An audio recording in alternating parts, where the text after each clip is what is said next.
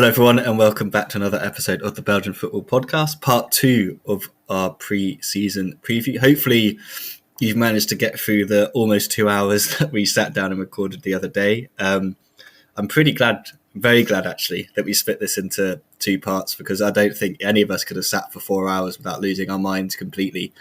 So we've given ourselves a little bit of break. Nothing major's happened actually in between the time it took.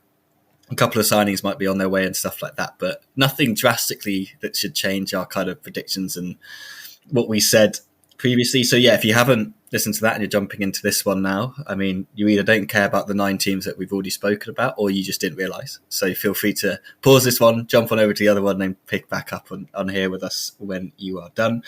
So yeah, we did 9 teams, I think it was the other day. So we're going to pick up, or 8 teams actually, sorry, half and half. So we'll pick up straight away where we left off, which is with one of the newly promoted sides as we teased last time.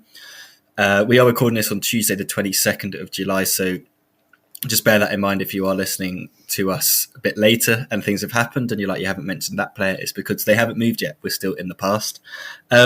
Yes, let's start with RAAL La Louvière, the newly promoted side. Scott obviously sat down with them and did a fantastic special episode.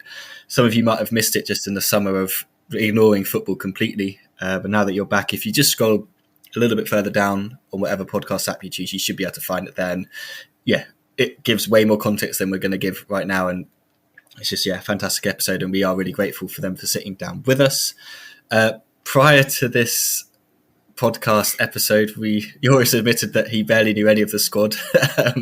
I think I'm pretty much in the same boat as him, so it's going to be a lot of looking at the data, looking at the numbers and seeing what we can determine from that. But it's one of the best things about having a newly promoted side is like discovering new players and new talent and new styles and stuff. So yeah, we're just caveating that now. I think it's always good sometimes to admit when you don't actually know what you're talking about, but we do know a little bit. Incomings, they haven't really spent much money. Lots of free transfers, lots from kind of the French lower reaches and a couple of other Belgian sides. So they brought in Mathis Roux, central defender from Guingamp on a free. Okassim Mendy, right winger from FC Martigues, also on a free. Dario Benavides comes in from Seville's second team, another free. He's a right back. Thierry Epaili, left winger, comes in from US Boulogne. Noah Makembo and Temo comes in from Standard Liège youth side. Ryan Safari comes over from the Union youth side. Lucas Patel, defensive midfielder, comes in from US Orléans. Celestine de Schlevel comes in from Ghent. We mentioned him the other day. Decent goalkeeper, nice to pick up there on a free. Alexis Becker, so good they named him twice. He comes in from Cairns B team. Apologies, my French pronunciation is not so great.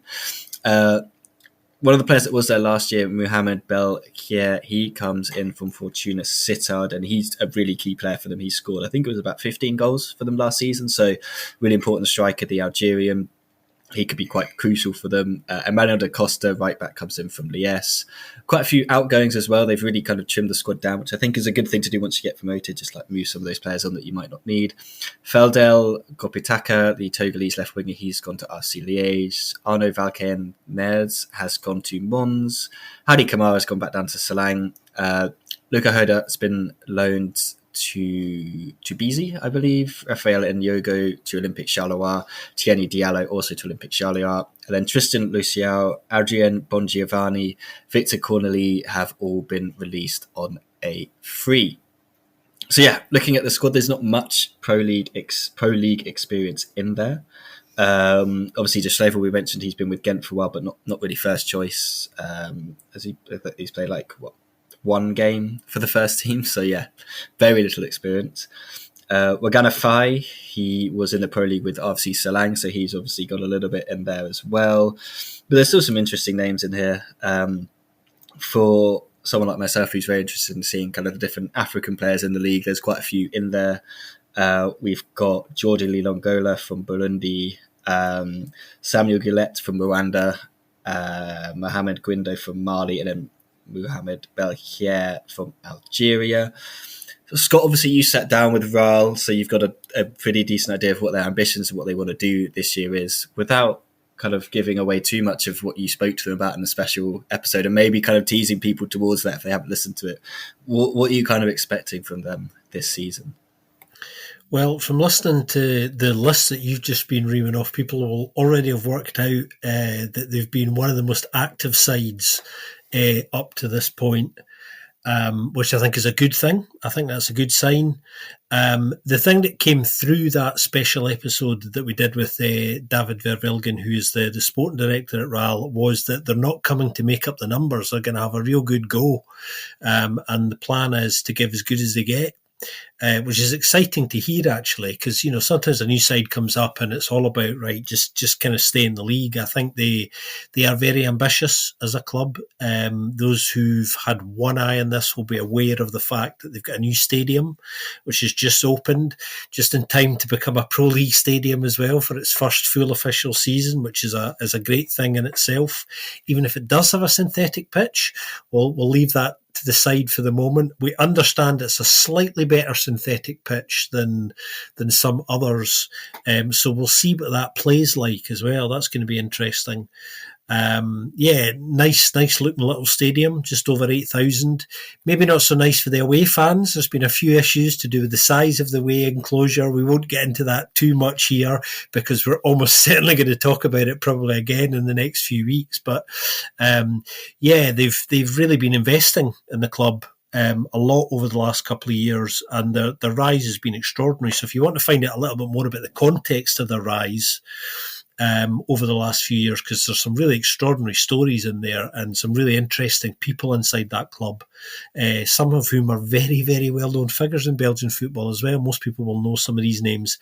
Go and have a listen to that special with David Vervilgen that I did, because it's been getting some great feedback. I think people have enjoyed it and enjoyed finding out about RAAL a little bit more.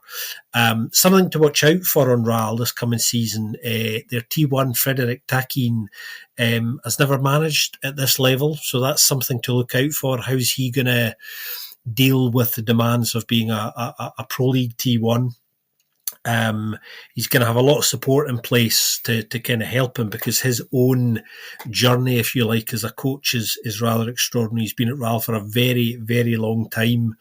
And I'm really, really keen to see how he responds to this environment and how the club responds to him, particularly if they don't have a great start as well, whether they give him time or whether the old panic sets in as it does sometimes. But yeah, they've been really active in a positive way, I think. Difficult to say too much about some of those signings because, much like Ben says, I don't know too much about them either. But in the little research I've done and had a look at some of them, I've quite liked some of the names they've brought in.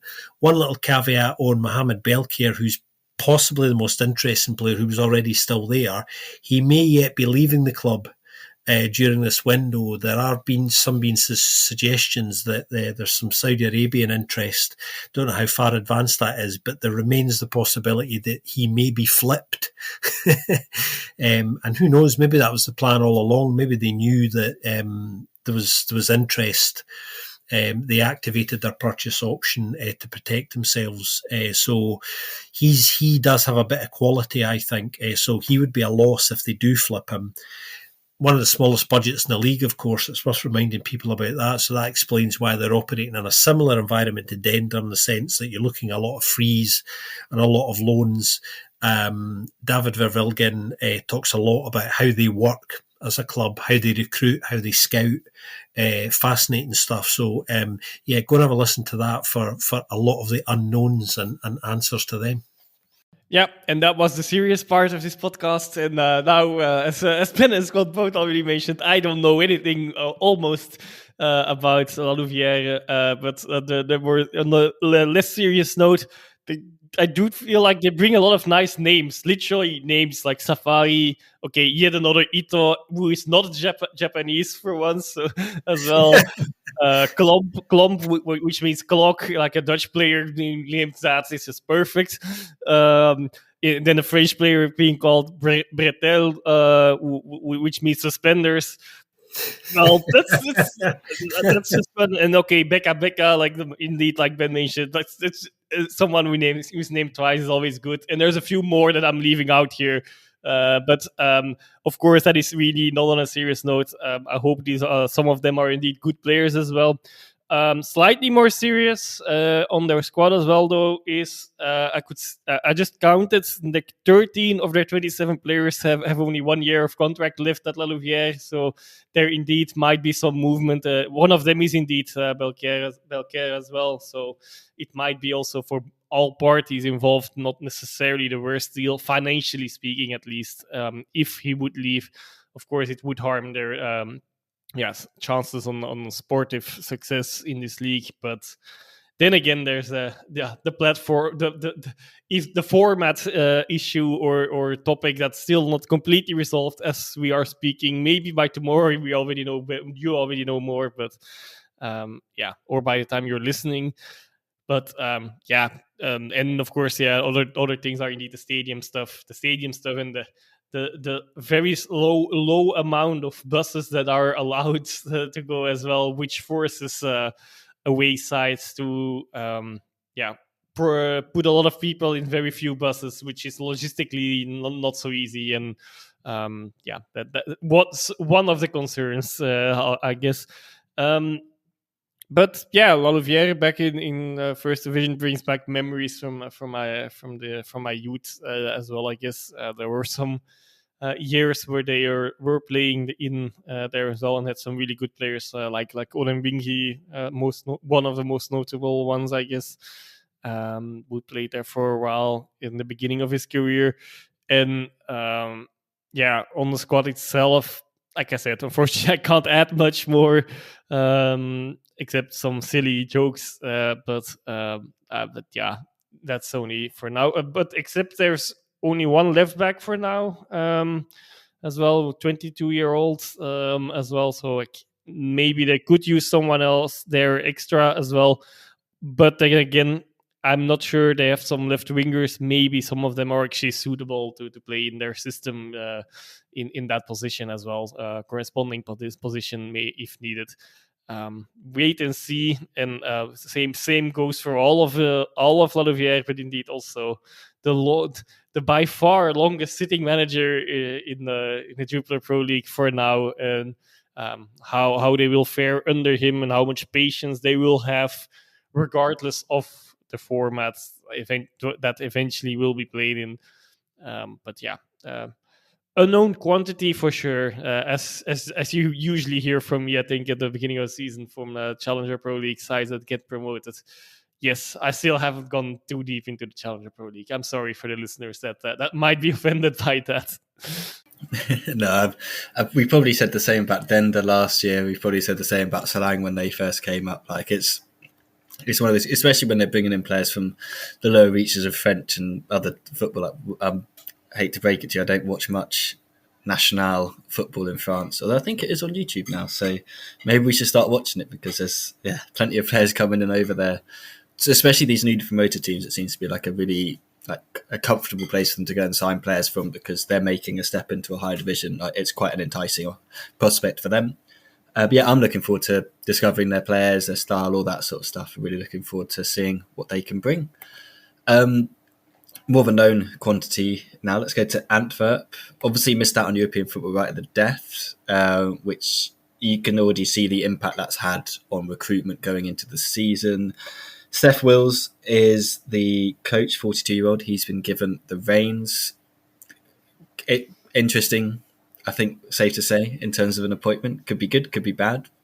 Unknown quantity, as Joris just said about, well, we can certainly say the same about Steph. He's got an interesting squad to work with. Let's quickly go through the transfers. We mentioned Thibaut Sommers on the past episode, so we don't really need to speak about him. They got a new goalkeeper in Taishi Brandon Nozawa, Japanese goalkeeper from FC Tokyo. This is a great name for me to try and say. Mukhamadali Ulinboev, Uzbekistan winger, comes in from Pakhtakor, I believe it is, in the Uzbek league. That's a fascinating signing in itself. One that I definitely know of, Dan Foulon, he comes in from Mechelen, and then Jeffrey Hermans comes in, but he could be injured already for 6 months, and then Gabriel Jesus David, striker, comes in from Nigeria. In terms of outgoings, quite a big loss, despite a 30. When you see 37-year-olds leaving, you think there's not a massive loss, but Sharon Cherry was sensational for them last season. He goes back to NEC because they'd offer him a longer contract. young Milan Schmitz, he goes to De Graafschap, also in the Netherlands. Yeli Bataille shouldn't have left, but did leave. That was a bizarre situation. He ends up at Maccabi Haifa. They thought they'd extended his contract, but they hadn't extended his contract. The player in the squad, the club, were in disagreements about that, and he ended up leaving. Toby Alderweireld's retired. Jara Riedewald's career is just, it's not going very well for him. He was with the club, and now he's gone off for free. Dennis Odoi was meant to stay, but they agreed to kind of terminate that deal mutually. Not sure where he's going to end up. Demand's obviously gone back to Werder Bremen. Most of the other guys have gone back. Mohamed Barry, Caden Young. Those three, which I don't think they made much of an impact. Demand probably the most out of those three guys, but not like huge kind of impact from there. In terms of the squad, I think we all expect Senny Lamens to leave. That's literally why they signed Nazawa, was to replace him, but he hasn't actually left yet. And I'm like, are we going to have another bizarre goalkeeping situation at Antwerp come the end of the window? Manchester United are reportedly interested. Seems a bizarre move for him if he wants to actually play first team football unless he got loaned out. But then he wouldn't get loaned out back to Antwerp because they just signed a goalkeeper. So it's kind of like interesting. Leeds was another one.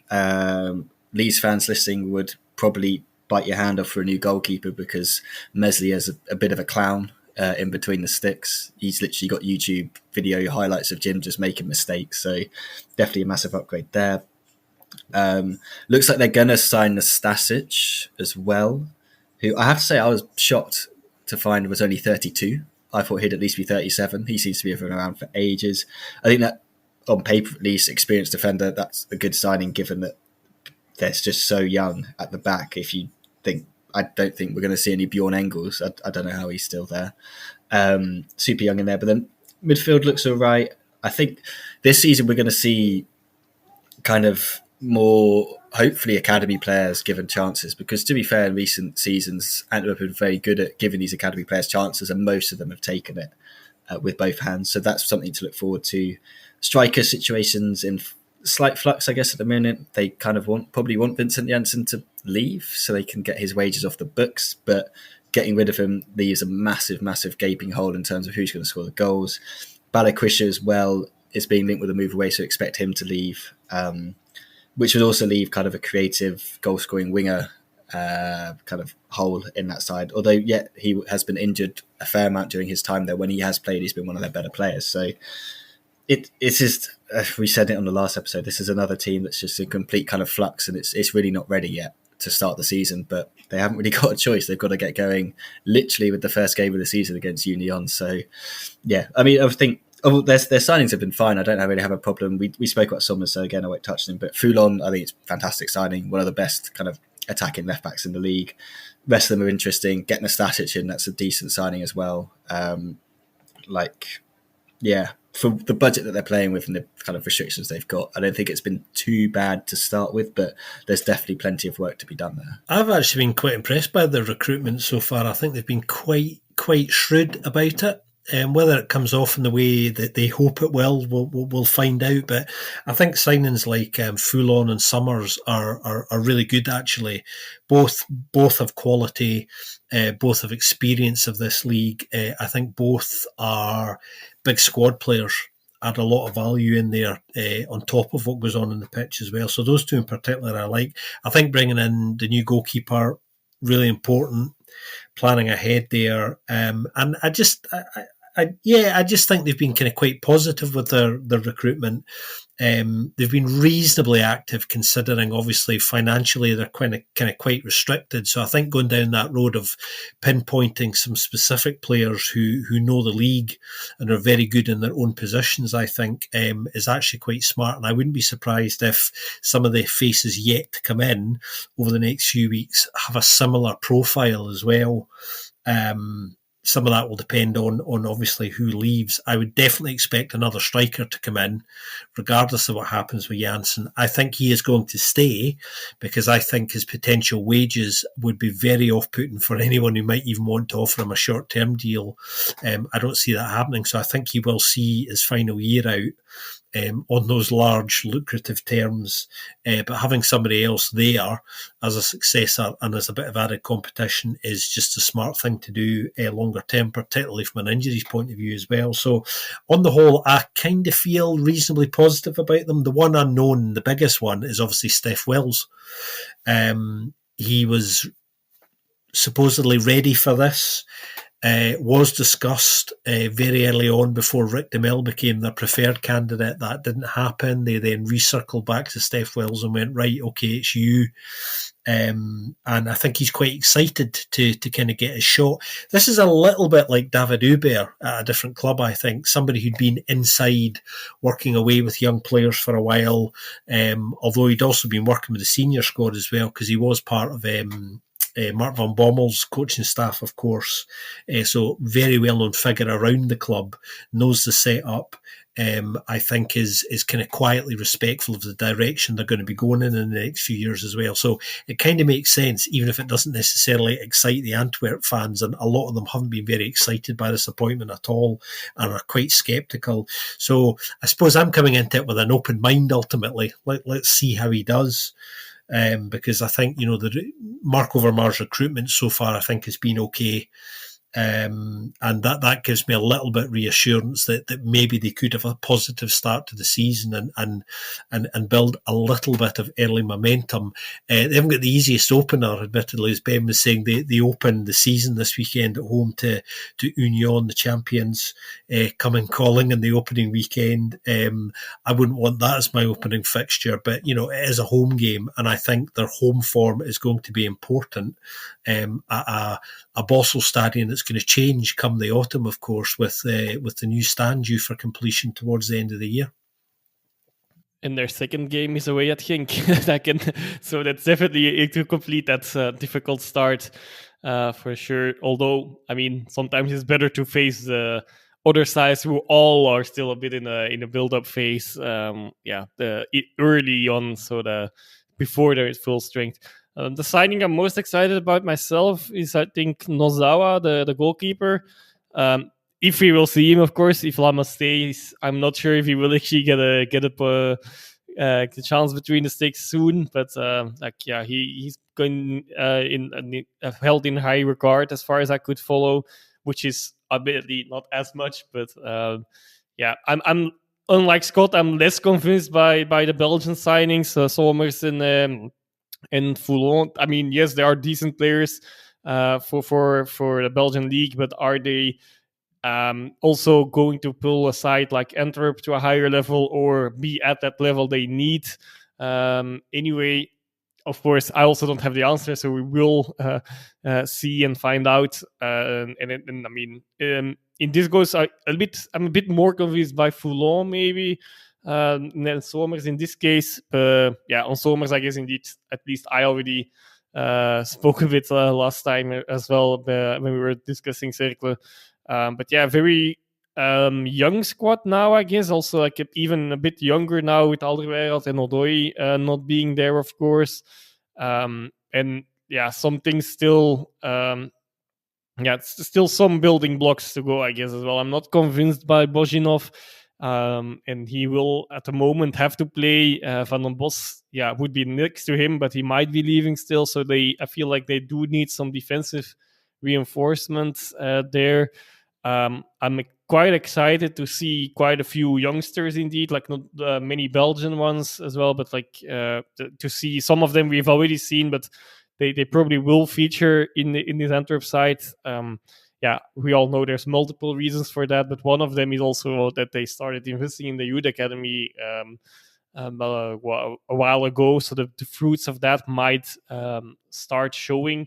The first fruits have already been shown, of course, but that's something as well. And I'm curious how Urin Buev does it. I've apparently in the fan game, I guess it was against Willem II, he was very off the pace still, so that doesn't sound good. But again, that's a preseason friendly, so no conclusions there. But hopefully for them that's a bit a bit of a different story during the season, if not from the start, at least growing into it. And of course, Herman's already being out. That's actually touching on that experience point. I guess they brought in some experience with him, but unfortunately, he is not going to feature for a very, very long time at the beginning as well. Apart from that, so like Van den Bos might still be leaving. Lammers already been mentioned by Quisha. Of course, whether or not all of them stay or all of them go or anything in between, situations can completely differ again as well in how I would at the moment rate their chances for a good season. But okay, let's assume they're still there and they're important players for them. But if they, so then I might be a bit more hopeful. If not, well, okay, indeed, recruitment has been quite interesting at least, and in recent years just been relatively good. So they might be able to replace them still with some other players that will bring them as much joy at least as the others. But again, I feel like it's quite some uncertainties there, and then some. Yeah, they are going for the interesting transfers, but again, they're also, but probably a little bit because of the financial restraints they have still. And of course, Janssen staying is also going to be interesting. It feels like he's been moved again a bit more down the field as well, so like more like midfield, central midfield, central attacking midfield maybe, like he was last season.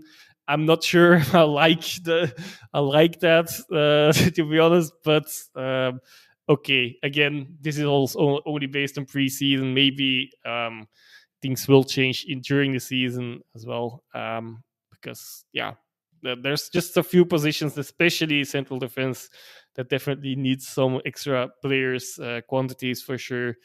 And I mean, it's I depending on what their ambitions are, and I guess that would be European football. At least that would, I see that it could be tough to get that actually with the current situation, and with what we maybe expect to still happen outgoing. But again, we will see. Yeah, I think you're right in terms of this squad's not ready for challenging for European football. But like, if they're having to do a bit more quirky and interesting recruitment, that should benefit them in the long run from like changing tact a little bit from kind of bigger signings that they have been making. Like Pryatt, we knew who Pryatt was. Gianno Kirk, like these are players that we knew of beforehand. So it's kind of nice for them to go a little bit left field, a little bit quirky. Yeah, I don't think Vincent Janssen in the attacking midfielder is what I want to see. Much rather see him further forward, back to goal, playing a link man role that he played so well with Cherry and players last season. So we'll see. One man that was on their managerial shortlist, that looked like he was going to go, but actually didn't in the end, was Rick DeMille. He stays with Charleroi for this season, well, to start the season at least. They start early. They'll be in action on Thursday against Hammarby in Conference League qualification. Not the easiest of starts, safe to say. Like, you kind of, if you're facing a side that's already started their season, it's always going to be quite tricky. And when I last looked, Hammarby were having a pretty decent start to the season. I can't quite look up where they are, but I'll get to that in a second. Let's quickly go through their transfers. They've been reasonably active. Again, kind of some quirky, interesting signings. Jakob Napoleon Romsas comes in. We just have to call him Napoleon, I think. We've got to get to the bottom of that, like, very quickly. So if either you have the answer for how the hell he's got that as a middle name, please do let me know. He comes in from Tromsø. Freddie Mbemba, a much more less controversial name. He comes in from FC Versailles. Antoine Kalassin, he comes over from Beerschot. Not sure about that one, but he's probably earned the right to get a move, at least. Seems very Genty. And Charleroi, to be fair. It seems very Charleroi and very Ghent to sign someone like that after that. Yassine Khalifi comes in from Lille B team. He's meant to be quite highly rated, the 19-year-old Moroccan central midfielder. Outgoing is the big one. Obviously, Adam Zorgan, he's gone to Union for barely anything, really, if it's what the fee was reported to be. Dan Heymans, we've already mentioned. I think we've already kind of discussed that. We think it's a bigger loss for Charleroi than it is a gain for Genk. Sorry. Nadir Ben Bouali has left to Ito FC Győr in Hungary. Grayjon Kay's left back from his kind of failed loan. Alexis Flips as well. We mentioned him the other day. He's gone back as well. The sides, I guess, it's like the way I'm looking at it. It's kind of reasonably settled in defence, reasonably settled up front and out wide. Like they've kind of got the key players are still there in those positions from last season. Like you've managed to keep Stulic for now. Parfait Guegon is there for now. You've still got Bernier. You've still got Mbenza. You've got a couple of young wingers and kind of strikers in there as well. So I'm not too concerned in that area, which is very strange to say about Charleroi because usually we're talking about strikers. Defensively, fullbacks, I think they're in a nice position with Petlis, Rogelj, Vagness, Inzita. Like they've got a reasonable kind of stock of fullbacks that for them and the level they're at, I think they're quite decent. Petris as well, I think he's been a fantastically consistent player since he joined. And I remember when he signed, I was pretty like, I don't know who this guy is, why have they signed him? And he made me eat humble pie very, very quickly. A big fan of his. They could maybe do with another central defender just to kind of like bolster things there. But it's the central midfield that's the kind of concern. Obviously, Zorgan's gone. You need to get someone in to replace him. Titlawi's a great player, a really, really good player. And I think his numbers don't reflect how good a player he actually is, and he's going to really have to step up if he's still there into that role. Khalifi is well, like the one I just mentioned, the teams that are coming in. Like it's a really, really young midfield, and there's only like 4 or 5 of them that you think are going to play in that position. So some of the youngsters just won't be able to play; they're not ready to play. So I do think they need to do a bit of work in there, maybe get a little bit more experience in there. They've got time to do that for sure. I think it's for going into the European game. I think they'd have probably preferred to keep Zorgan just for this kind of qualification run, like Circler did with Denki, like keep that key player to kind of get you into Europe and then you can sell him. But they didn't really have a choice, I guess. Zorgan wanted to go, and for Union wouldn't have wanted to wait until the end of the summer. So yeah, that's a huge loss, huge loss for them. And it's going to be really interesting to see what they do by the end of the kind of window to replace him. And yeah, but I think it's been fine so far in terms of what they've done. It's just that position that they've got to address, but I'm sure they'll find someone on someone's contact book that they can bring in. Yeah, I think it's worth reminding everybody. One of the things with Charleroi is notoriously hit and miss recruitment, more miss than hit on the whole. If you look at the last few years, so that's something to watch out for. You know what I mean? Has their hit rate improved more this summer comparison to other summers? We'll find out. But yeah, I mean, looking at their business so far, yeah, you wouldn't. I don't worry kind of too much. I think the fact that Rick DeMille's still there is a massive bonus for them. It looked like he was on his way until Mary Byatt dug his heels in. And managed to hold on to him, which was an interesting kind of tug of war between Charleroi and Antwerp for a few days there a few weeks ago. I think a good start's important as well. It always is. You know, we were saying this on the first part of the pre-season preview, particularly with a club of the size of Charleroi. I think they finished last season very, very strongly as well. If people remember, which I think is, I think an important thing coming into a new season as well, because you've set some kind of standard as well that, that you want to hit. Some sides have slow build-ups at the beginning of a season and kind of, motor up to a certain level. Others look to start at that level. And I think, Charleroi are one of those clubs who I think, historically have had, in a lot of recent seasons, a relatively slow start, with the exception of one I can remember where they were flying, which might even have been the BFP's inaugural season, in fact. Listeners who are long-term may remember me saying at that particular time, because it comes back to haunt me sometimes during that. I think they won their opening 10 or 12 games that season, and I thought they were playing such good football. I thought, do you know what I mean? This could continue, but of course it didn't. And that taught me a harsh lesson, which I haven't forgotten, of course. It comes back to bite you sometimes, this game. But yeah, they're looking okay for the moment, I think. And those worries about scoring the goals, for some reason, just I don't know. I don't have them at the moment, even though Adam Zorgan and Dan Heymans have kind of gone. The fixtures have been relatively okay to them as well. The fixture schedule at the start of the season, they don't have a horrific start, I don't think, and that I think will help them a little bit, get some points on the board early. Yeah, with Zorgan, they only lose one goal in theory, I guess, as well, in comparison to last season. Herman's a different story. Obviously, Zorgan has a bit more assists to Australia as well. And then, of course, it's more about the whole impact on that side going forward. But Stulic is still there. Yeah, of course, he needs to get his second half of the season form and not the first half of the season form running this time. Like get that running early, but yeah. Luckily for Napoleon Romsas, there's no site in Waterloo he has to play, so that's always good for him. But yeah, just the squad is just really full actually, despite these players leaving. So I guess, okay, of course there need a few youngsters involved as well, but I do feel like they actually are quite well off for starting the season. I'm with Scott on that. With indeed the caveat, we don't know if Stulic will get his goal scoring form and his goals running early on this season. But on the other hand, they did bring in some some strikers as well. Whether they're the right choices, that's something that we can debate about, of course. But they've done their business on that position, I guess. Yeah, so I do think they're one of the sides that are the most ready to start the season, despite losing a few players.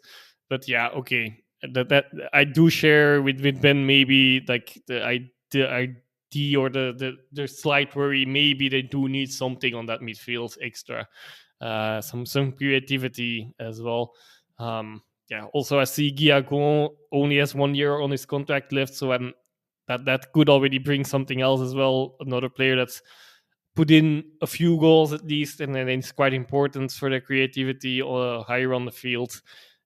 Anyway, if he were to leave, of course, then there would be some more business to go. Yeah, there's a few more of those players that are. Stulic himself actually is also on only 1 year contract left. So much like other sides, there's plenty of contract extensions to be talked about quite soon. But usually, I guess these happens with the players that have stayed well after this transfer window at the latest.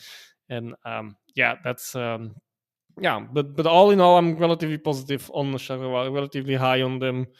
But yeah, they have to be as well, of course, with the European fixtures coming on very soon. Indeed, not an easy one with Hammarby. And if they would progress there, they would most likely face Rosenborg. So, like, some Nordic trips awaiting them, or at least one. I mean, that one we know, but potentially a few more, or potentially a few of them going on.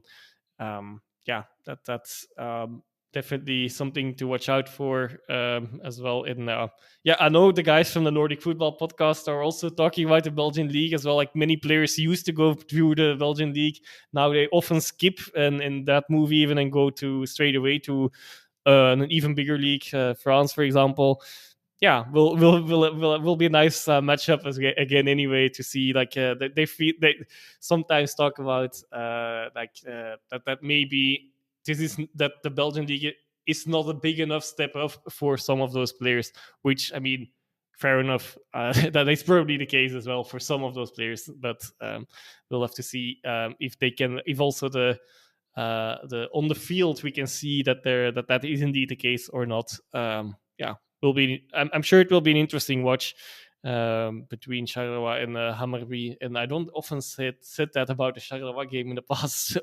So, that's another positive, I guess. That's indeed Rick de Mille is staying. And okay, maybe it's still quite often reactionary football, but at least an attractive kind of it. So that's yeah, something to watch out for. And yeah, for it hasn't happened so often that or maybe not at all since the start of the podcast, that I've actually been quite high on them at this stage of the season. So yeah, let's see if they can back me up here.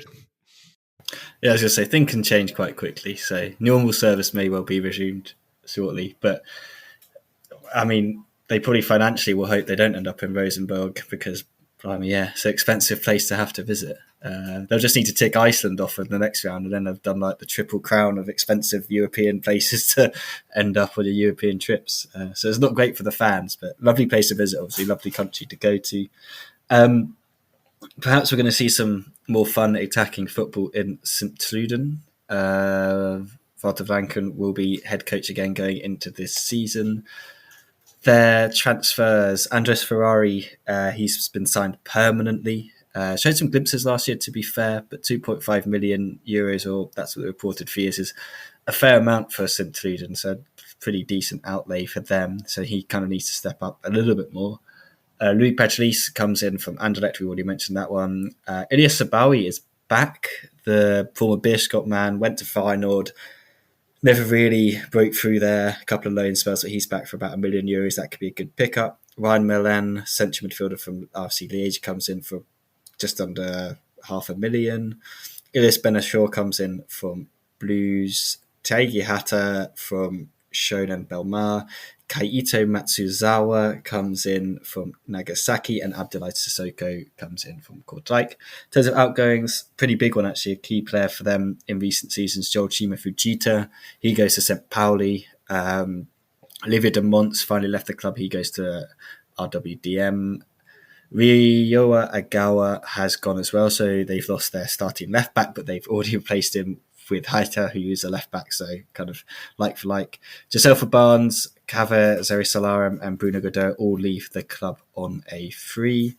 Not too surprised about the guys that have left on frees. I thought they might have given Zerisalaram another season because he showed some glimpses, but yeah, he is out. Most of the sides reasonably similar. I guess the big one we're waiting for is Bertuccini. I think we'll all be shocked if he's still there at the start of the season. But it's kind of gone quite quiet on that front in recent weeks. So we'll be interested to see if there's some other dominoes that need to fall before he gets his move, which is why I think they signed Ferrari to kind of have someone there. I'm interested to see Sabawi. Like last time we saw him, he really did burst onto the scene with Beerschot, but he hasn't really been doing it in the Eredivisie at all. So yeah, maybe coming back to Belgium will help him. They've still got some good players in that central midfield area, like Ito. Sissoko, I think he's solid enough for the level that they're at, but I don't think if you want to kind of push back to kind of into that kind of playoff zone that they were in a couple of seasons ago under Fink, I don't think these are sort of signings you need to make. But yeah, I'm not sure where to place them, to be honest. Yours, I'll let you say. Yours just put something in our little chat, and I'll let him say that about Sissoko, because that could, determine everything. But it's quite true, actually. Never really thought of it like that. Poor guy. I don't really know to stick them. I'm kind of thinking it's just going to be the same season, really, unless Franken can work miracles. I'm not too high, too low on them. I'm just like, it's kind of just feels they've replaced like for like. If Bertuccini leaves, they're in trouble. But you'd presume they'd use that money to invest in the squad, but you just don't know. Yeah, I mean, arguably more unknowns around St. Truden than a lot of clubs, and there's plenty of unknowns flying around at the moment. A lot coming in and a lot going out, and there may well be a lot more coming in and out yet. That's the best way to kind of sum it up. Yeah, I mean, I think they're going to lose Bertuccini. We don't know where yet. I mean, it would be quite a shock if he was still there for whatever reason. Come the end of the window. I think Ryan van Elden and I think Louis Patrice may be flipped as well. Wouter Franken's kind of been quite honest about that. So there's 3 players there he'd rather not lose, but he's prepared to lose them. Bit of news around St. Truden today, which interesting, without necessarily being massively significant, I think, is they announced some investment from the Japanese multinational company Japanet, who own a series of travel agencies. They distill water and they have their own TV channel, amongst bizarre things. But they do also have some sports investments as well. So they own Vivaren Nagasaki, and the basketball team Nagasaki Velka as well. So they have interest in the sports sector, and they've invested what will be some money in the club. And obviously, you would imagine there will be a closer relationship now in future years with Vivaren Nagasaki as well on various levels. They have, of course, had players coming from Vivaren in the past. Kaito Matsuzawa, that's where he came from as well. So it's not a new link. So I think interesting news that today, I think, because that opens up potential possibilities both financially for St Truden, but also in a footballing sense as well. So that may add to the armour in the longer term. But yeah, a lot of unknowns, I think. And Ben's point about if Bertuccini goes, who's scoring the goals? Well, yeah, I think they need more than who's in there at the moment, even assuming he's going to go. I think a successful season for them probably is just not being in the position they were in last season. Anything that isn't that, I think, is a decent season at the moment. Looking at that squad, they will be absolutely desperate, and I'm going to roll this cliche out again. They will be desperate as a club to have a decent start after their whole season last season. Wouter Rankin's first full season, of course. So I think, he'll be wanting to drum that point into that squad. It's important we have an okay start here for all sorts of reasons, both for his own standing within the club, but also to kind of generate just a little bit of momentum, because last season, despite having some really interesting moments for them in a footballing sense, on the whole was really, really difficult, and was also a difficult watch for a lot of the time. Yeah, I share the same worries. If Bertaccini leaves, where are the goals coming from? That's indeed the big question mark. Of course, Merlin scored a few, was it around 8 last season in the Challenger Pro League? Maybe they'll be hoping that he can reproduce that, much like Bertaccini himself has done through Sint-Truiden. Of course, he needed a little time to before kicking off, but and apart from that, okay, avoiding the position they were in last season can also be achieved by the format to use it again as a positive for many sides as well. But yeah, like outside of Bertaccini, maybe Merlin and Lapoussin will also pitch in with a few goals normally. I indeed don't see many goals in that side, and that's is an issue obviously for any sides, but especially.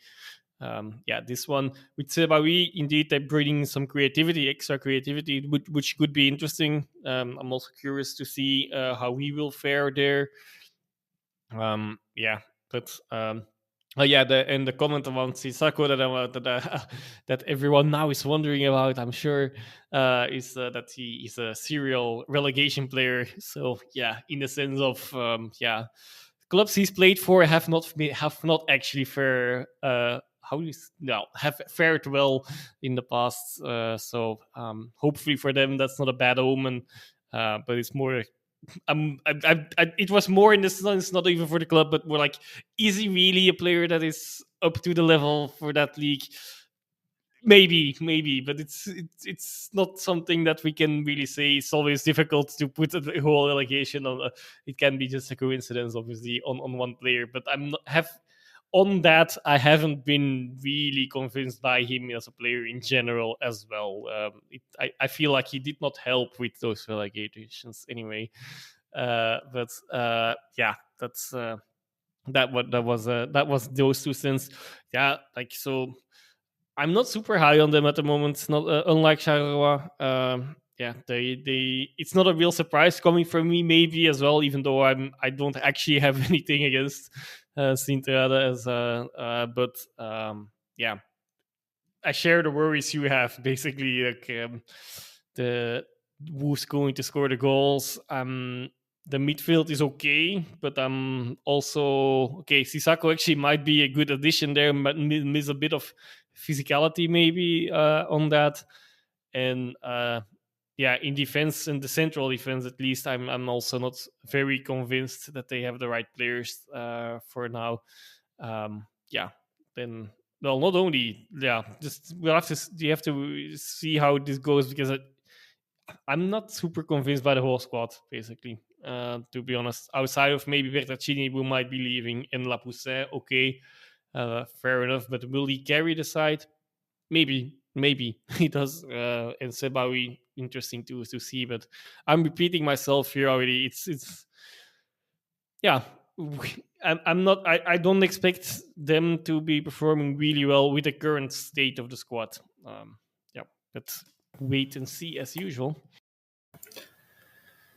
Yeah, I mean, the Sasaki thing's funny because at some point there was a random rumor that he was going to Leeds, and I was like, well, that's not true, is it? Like, that's obviously nonsense. There's no way that you can get relegated and then end up there. Although, for some reason, Blackburn are obsessed with signing Kortrijk players at the moment. I don't know what's going on there either.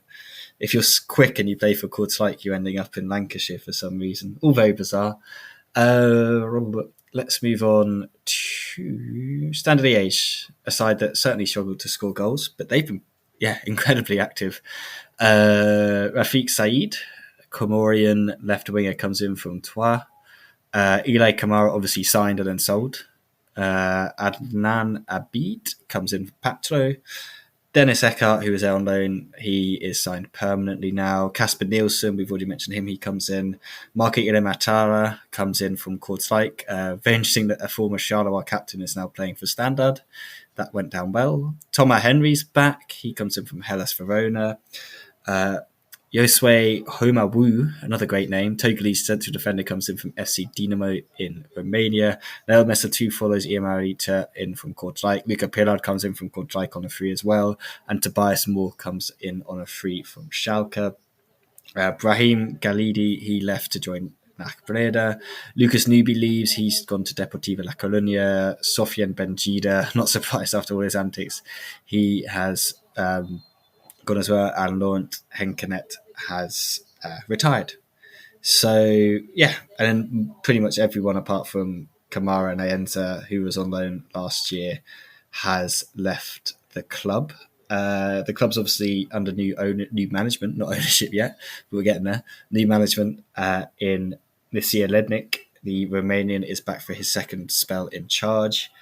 And his appointment is where, I'm actually quite high on their recruitment, but I'm unsure on their managerial appointment, and I'm not sure if the two marry up. There's still areas to improve, definitely. I think goalkeeper, I presume Pillard's going to be the number one, which is fine. Not amazing, but at least it gives Apollo some time to develop and time to kind of step back, see how a more experienced goalkeeper does it. That could be quite useful. Defensively, I guess we have to see what Homawu is like. I'm buzzing. That name is just great, fantastic. Nathan Ngoy, is he going to stay as well? That's another question mark hanging over the team. Midfield, I think Mesatui is a good player. Ilham Alicha, people who've listened to this podcast know my thoughts. He is the Madagascan Pirlo in my eyes, and he can do no wrong. So that's probably the best signing of the window. Kasper Nielsen's a great pickup as well if he can stay fit. He's a really, really good player in there.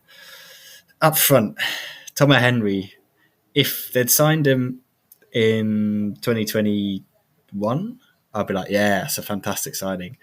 2025, I'm not so sure. The man's not come anywhere near to hitting double figures since 2021-2022 when he scored 9 goals for Venezia.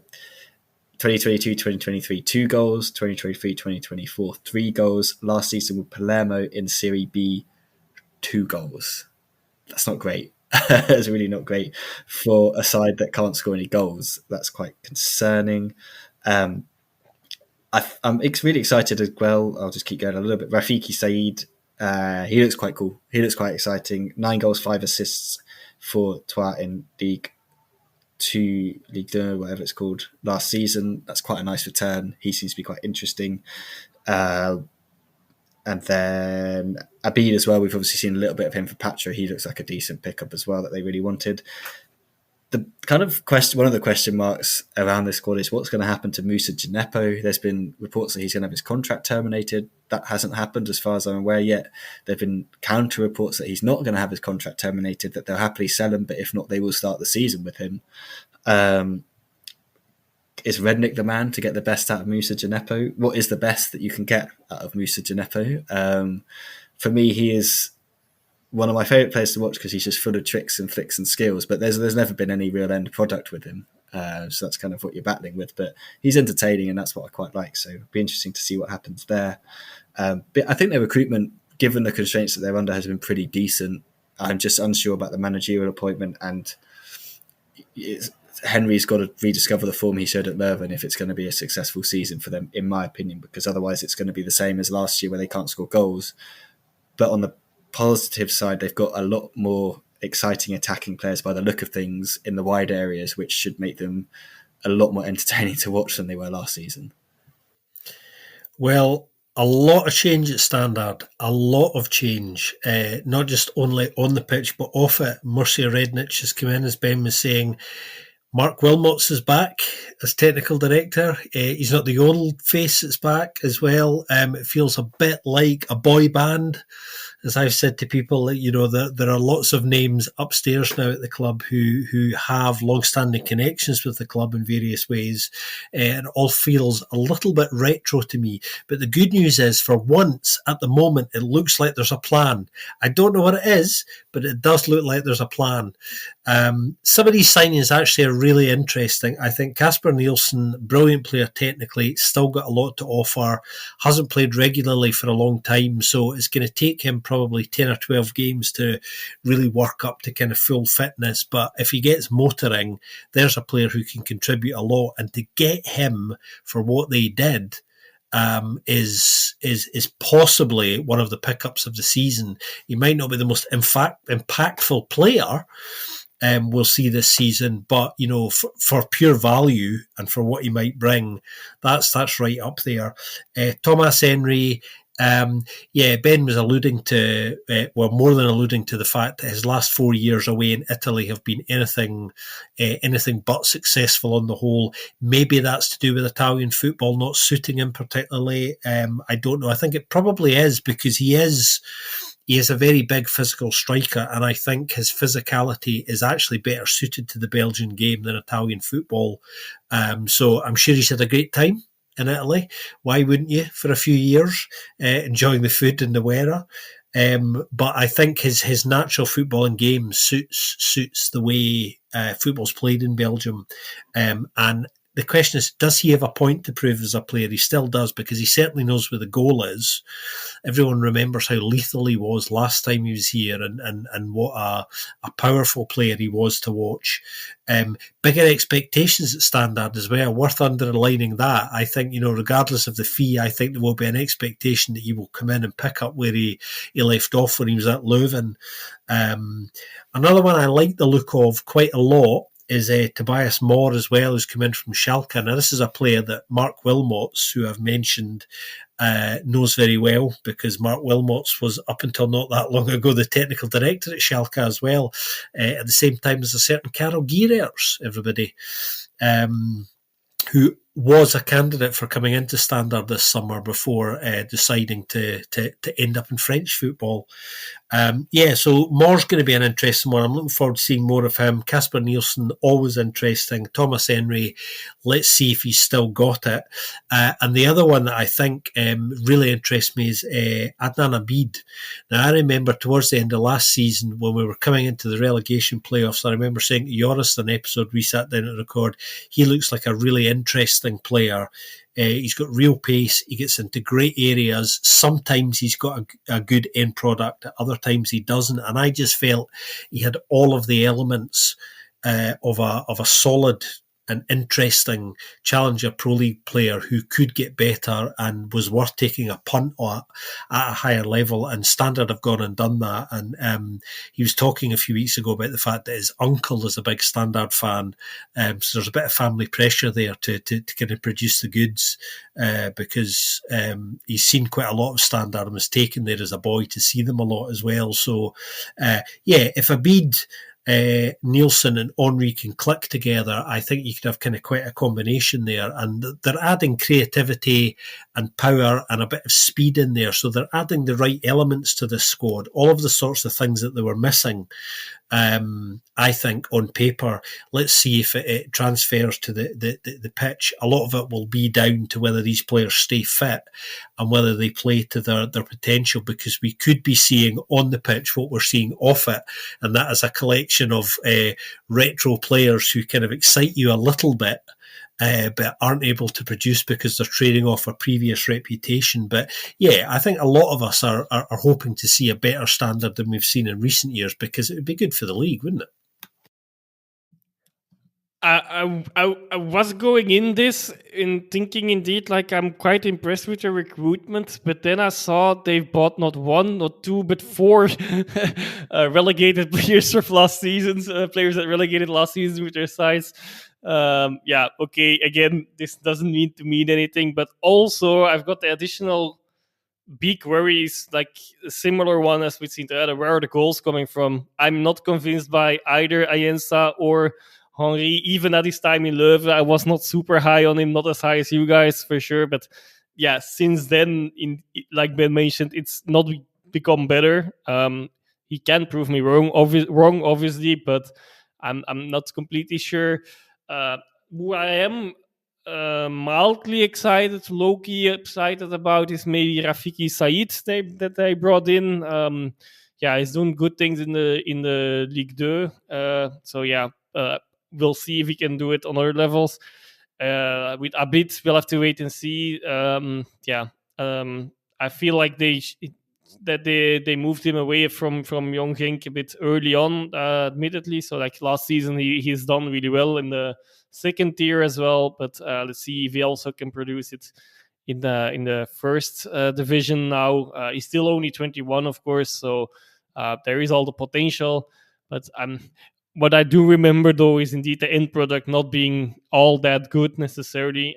But at least in goals, in assists, might be a different story. But yeah, and with Nielsen, I have the how to say, the reservation of like, can he carry the side as well? Can he carry a side? He might, but I'm not entirely convinced that he can. And yeah, apart from that, much like the same worries as before. The manager, very big question mark as well, and also in central defense, I guess they, at the moment, it looks well. It looked quite good there, but I'm thinking that probably one or two of those players, and Goy, Houtkiet, and these are the two ones I'm specifically thinking about, might still leave. Yeah, and if that then is good enough to perform slightly more watchable football, let's put it that way, than they did last season, to approach the football a bit different as well, and not have to defend with the whole side to keep everyone and keep the pressure off that defense. We'll have to find out. I know I'm saying that with basically every side, so that maybe it's becoming a bit repetitive as well. But yeah, I was going into this. I thought I would be quite positive, and in the end, I have my reservations now coming in as well.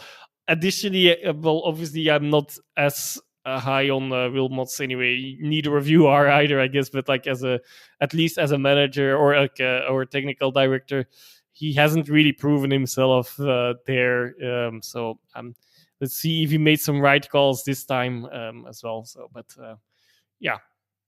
We will see. I agree with Scott, despite them being one of our Genk's biggest rivals. Like it would be good for the league if Standard can perform at a decent level, and not only perform but just be watchable. Because actually they performed quite well with what they had last season, but until the playoffs started, I guess. But that's understandable in a way, I guess, as well. And but yeah.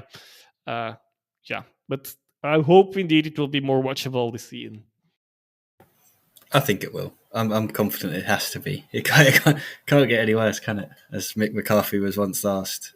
To which he replied, "It can." So yeah, we never know. It's still like a bucket list. Probably some makes it sound a little bit dramatic, but it's definitely a stadium and side that I think are definitely worth a visit for us in the future, because we haven't been to that part of Belgium just yet. One part of Belgium we've definitely been to is Brussels, and a side that we obviously have been to, seen, have a pretty good relationship with, our Union Saint-Gilloise, defending champions. Let's go through their transfers, but just start off with they've kept the manager for the first time in, well, since they returned. This is the first time they've had the same manager 2 seasons in a row, which is quite an achievement. So Pocagnoli stays. In coming, he gets Raul Florets, Austrian winger stroke striker who was playing the Slovenian league last year for Olimpia Ljubljana, who had that pretty decent Conference League run. Actually, he got 15 goals in 29 games, 20 goals in 43 games. Pretty decent return for a wide man who can also play up front. Adam Zorgan, obviously, we'd already mentioned. Christian Makate, he looks like he's going to be in the first team potentially this season as well, the Equatorial Guinean striker.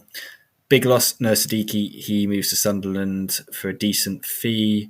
I guess technically Amora's left, but he was already gone. It's just they get the money now. Koki Makida, that's going to be a pretty big loss as well. The Japanese defender goes to Hoffenheim.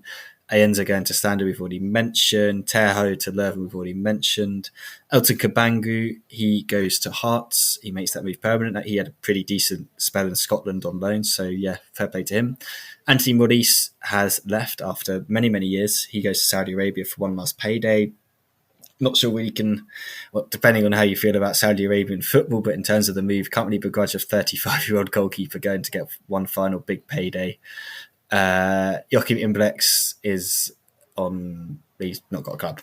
He's left as well, the goalkeeper.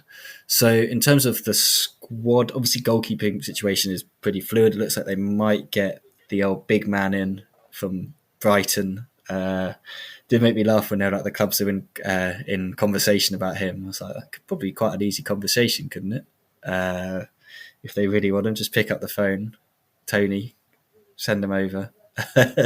We'll have him, please. So yeah, Kjeld Scherpen looks like he's going to come in, and I think from what I've read and kind of seen, I haven't watched much Sturm. Who's at Sturm Graz, was he? He was at one of the Austrian sides. So he's got European experience now. Obviously, he was at Ostend before. It sounds like he's gotten a lot better than he was when he was at Ostend. I don't think Union would be going after him if they weren't confident that he could do the job. Rest of the side's pretty similar. Obviously, you're probably looking at another central defender to replace Makita, but you've still got kind of the main guys. You've also got young Mamadou Barry from Tromsø that you signed as well, so maybe it's time he could get a bit of a step in. They want to probably sell Jean Telly Lazare. He's probably going to be on his way out. Everyone else is still there. Strikers, midfielders, obviously Adam Zorgan. So I think the biggest question for this side going into the season is, can they balance Champions League football while competing for the title and probably trying to win the cup as well? Like, we know they want to compete on all 3 fronts. Can they do it again? They've managed to keep the squad together. They haven't lost many key players apart from Siddiqui. I guess it depends how big a loss you think he is. And I think it would be unfair to not presume it's actually quite a big loss, because I don't think Zorgan's going to be the same. He's not the same sort of player as Siddiqui. He brings a slightly different profile, but that's not necessarily a bad thing. But I think it'd be, you can't underestimate the loss that Siddiqui's going to be for this side. And there's still, Ivanovic has been linked with moves away as well. So there's lots of stuff happening, and there could potentially be some other transfers away from the club. But presumably they've got players profiled that they want to kind of sign. But goalkeeper, I think, is the main area that they need to get someone in before the end of the window at least. Well, we're talking about the side here who, in terms of recruitment alone, have proven to be the best at it in Belgium over the last 3 or 4 years, hands down. So at the moment, I'm looking at it all and I'm quietly confident that they'll get most things right again, because that's what they do. And, to do it with such consistency is the real skill, where the real talent lies. Ben's right to highlight the goalkeeping position. Expect somebody else to come in could be Sherpin, who still gives me nightmares when I think about that brief period at Ostend. There was a couple of games there that, check them out on YouTube if you can, because he did have some howlers, but, he's a big boy. And he must be better for some of the experience he's had since that experience. But I think they're looking at some others as well, so they will take their time, and I'm sure they'll probably get the right person for the club. It's not just about the attributes of the goalkeeper. A lot of Union's recruitment is about the individual as well. As it should be, the full package, if you like. I think they are. I think there'll be a fair bit of movement again still yet before the end of the window. I think they're waiting to see what happens. They're in a strong position with anybody that might leave as well, so they will have targets for players that they may think may leave. But they did indicate, even kind of coming into the window opening, that they didn't expect a lot of movement. They were quite honest about that. And I think they still feel that way, and I think will barter hard in any negotiations. I mean, they've already turned down a reasonably sizable bid for Ivanovic. They want more than the slightly 20 plus that Como put down on the table, and fair play to them. Why not? Because he's a player still on the up. So anybody who wants him this summer is going to have to offer, like proper top money, bigger than that even. So they're going to play hard over that, and I would as well. Looking at them already, I think they played quite well in the Super Cup the other day against Club. They had the better of the possession. They just didn't really take their chances, like all games. And they kind of know that. I think they know they created enough to know that actually they're in a reasonably good place at the moment, and they feel physically and tactically a bit further ahead than where they were this time last season, and will have learned a lot from that experience.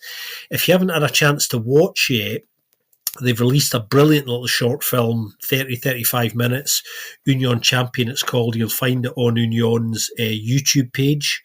It's probably the easiest place to go and find it. It's got English subtitles on it as well, by the way, for English listening audiences, so you don't need to worry about that at the moment either. Really nice little film with loads and loads of really good quality dressing room footage from key moments of last season.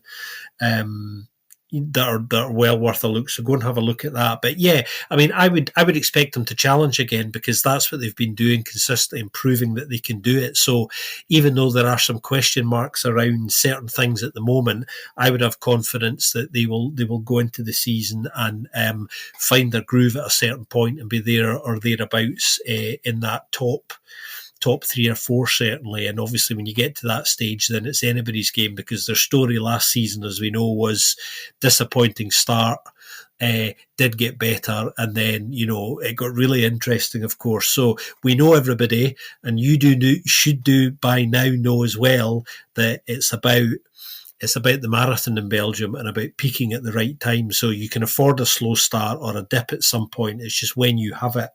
And it's worth bearing that in mind, because we're constantly reminding ourselves of it and not getting carried away anymore.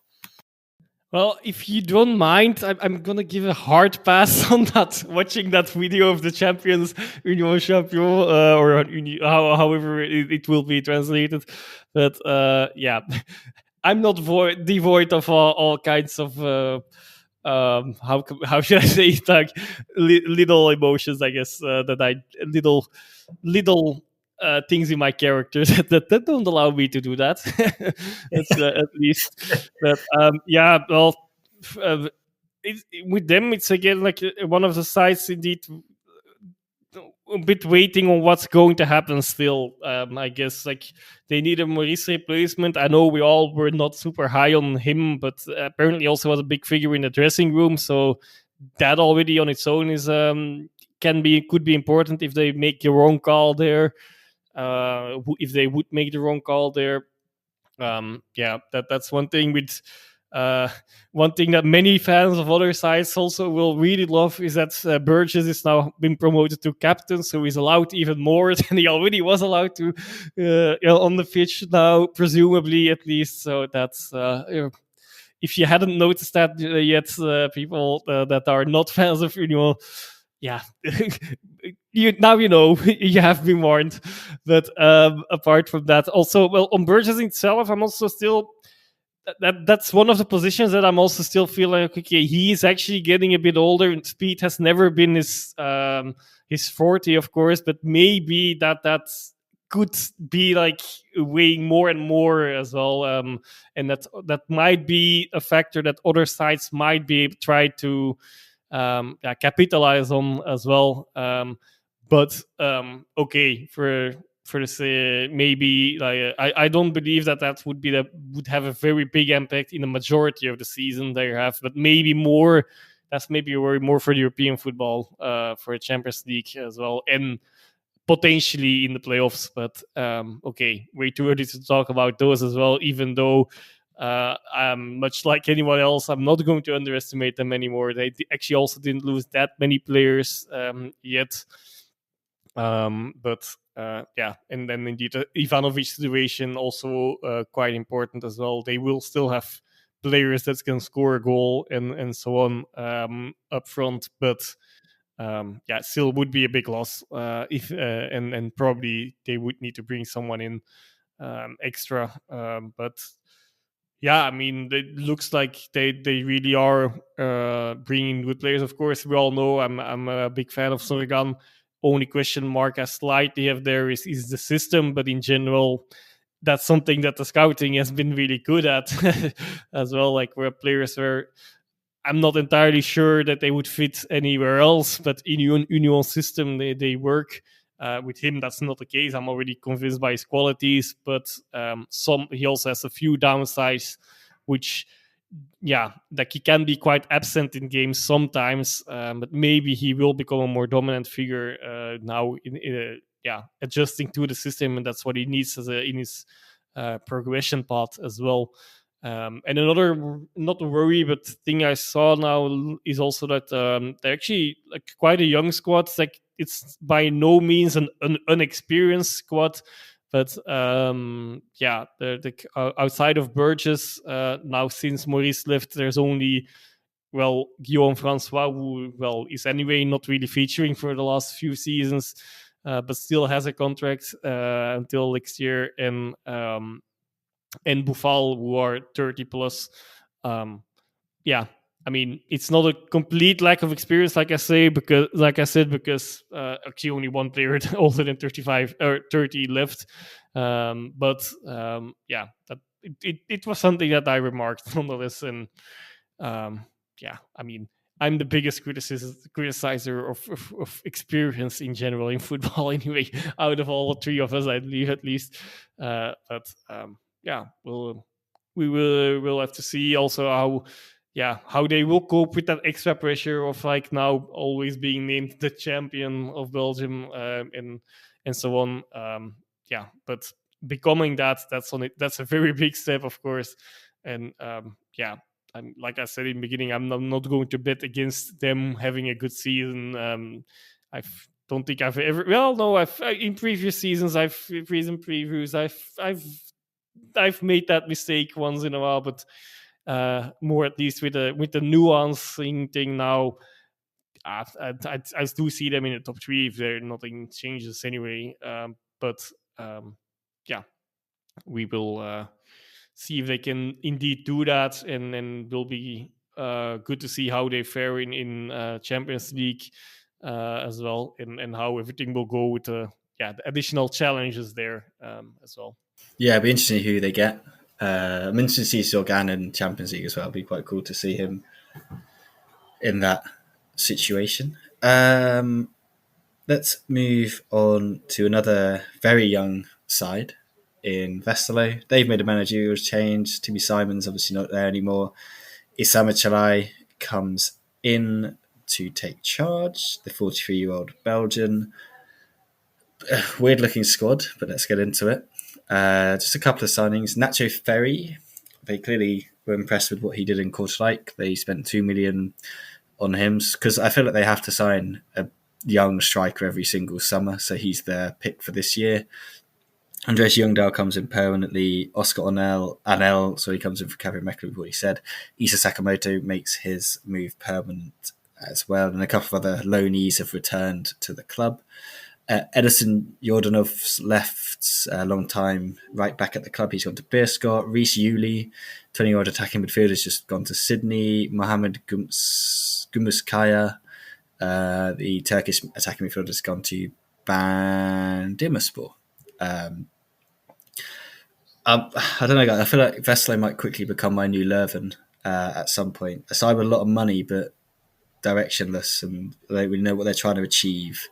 Well, I think I know what they're trying to achieve, but I don't think they've really actually put the system in place to achieve it, which is sign loads of young players, break through with them, develop them, and then sell them on for lots of money. That's their plan.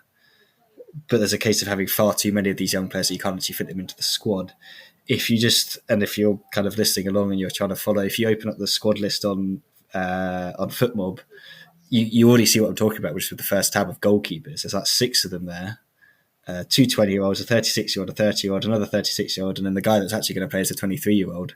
So it's like, well, what are you doing with the 3 30-plus-year-old keepers? You've got to get rid of all of them, to be honest, because what's the point of having all of those guys? Because one of them we know is not good enough. 2 of them we know probably aren't good enough. Gillikins, he had a go, he wasn't really that good. So there's 3 surplus to requirements goalkeepers there. Defensively, they've lost their best goal defender and best goal scoring defender, obviously, as well. I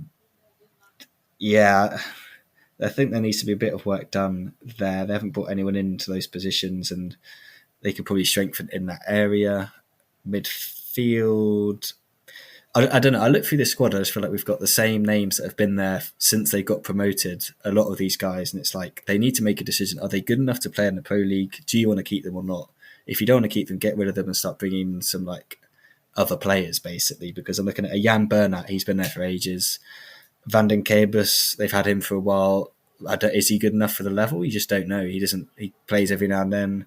Fixels, we've seen him in and out of this league quite a few times.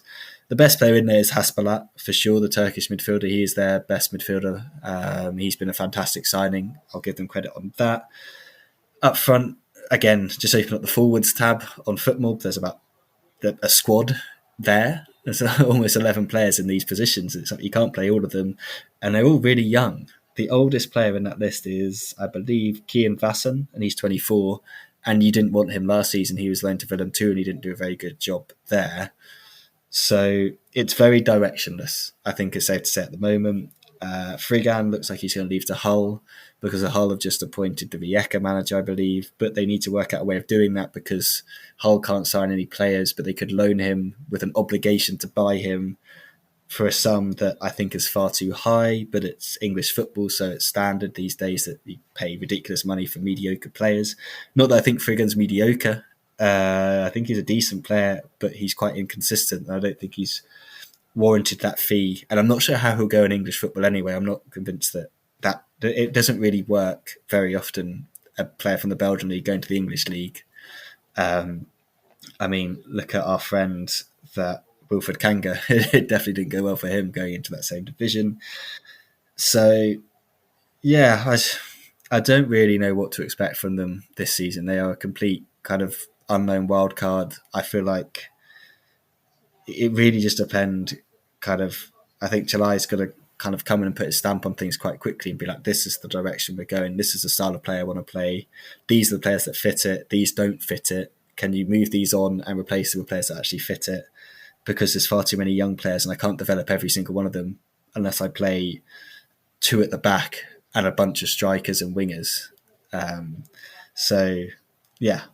Not that impressed with Westerlo to start with, and I feel like there's a lot more work that needs to be done, but I feel like this has been work that has been needing to be done for quite a while now. Ben's just given us a really, really good rundown on what Westerlo are trying to do.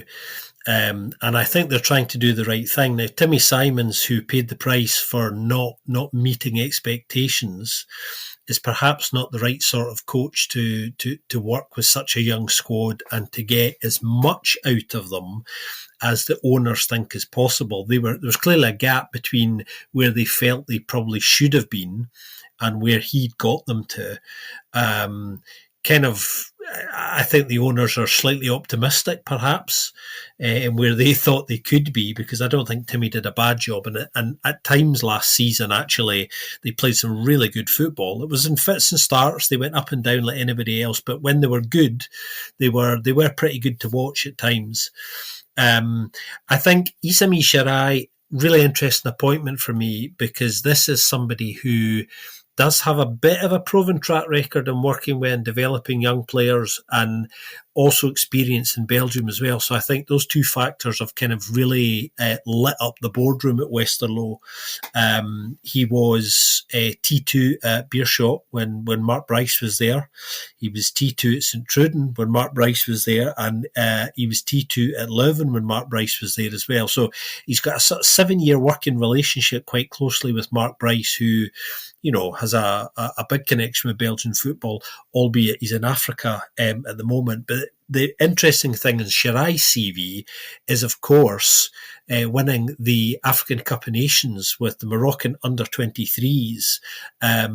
That's something that has really opened doors for him in his career, because other than that, he spent his entire career as a T2 in some reasonably interesting roles. I mean, most recently he was for a short period on Philippe Clement's coaching staff at Rangers here in Scotland, where I am as well. So this is his first chance to step up to be a T1, and I can kind of see why they've gone for him. It does make sense with their objectives and where they want to go. So the good news is he fits the profile, but are we going to see the click? And that's the thing, of course, we don't know the answer to. It's back to the wait and see thing. And that interests me, I think, just because he does have that